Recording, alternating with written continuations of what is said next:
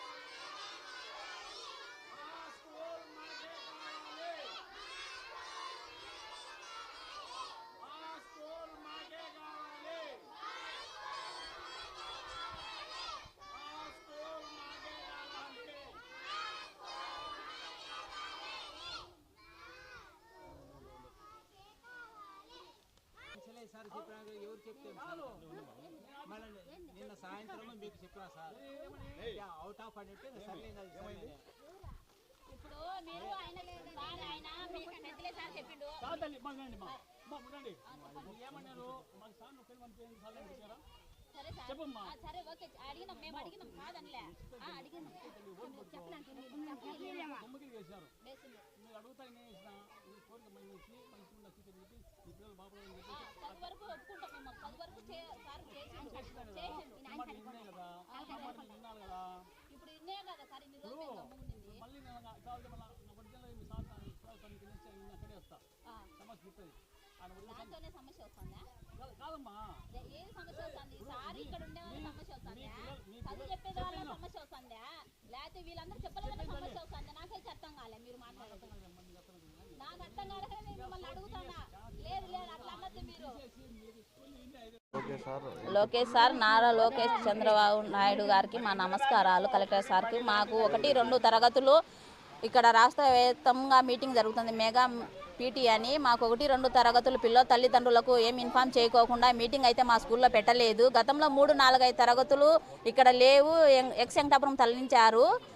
అక్కడ వద్దు, మాకు ఇక్కడ కావాలని మేము చెప్పినందుకు మా మీద కక్ష తీర్చుకుంటున్నారు గవర్నమెంట్ ఇక్కడ చేసే సార్లు. మాకు ఎంఈఓ కావచ్చు, మోకర్ కావచ్చు, కుమ్మక్కయ్య వీళ్ళందరూ మా స్కూల్కి ఏమీ ఇవ్వడం లేదు. 1-2 తరగతులు కూడా సరిగ్గా పట్టించుకోవడం లేదు. మీటింగ్ వారం నుంచి చెప్పాలి తల్లిదండ్రులకి, ఆహ్వానం ఇవ్వాలి. మాకేం ఆహ్వానం ఇవ్వలేదు, ఇక్కడ స్కూల్లో అయితే పెట్టలేదు. అందుకని మేము నిరసన తెలుపుతున్నాం. మా స్కూల్ ఎందుకు ఇట్లా చేస్తున్నారు గవర్నమెంట్స్ అని మేము అడుగుతున్నాము.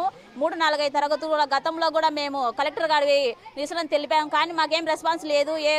ఏ అధికారం ఉన్నా కానీ ఏ అధికారులు వచ్చి కూడా మాకు న్యాయం చేయలేదు. దయచేసి Nara Lokesh sir, Pawan Kalyan sir, Chandrababu Naidu sir, collector sir మాకు న్యాయం చేయాలి. మా స్కూల్లో మా ఊళ్ళోనే 3-4-5 తరగతులు కూడా కొనసాగాలని మేము కోరుతున్నాం.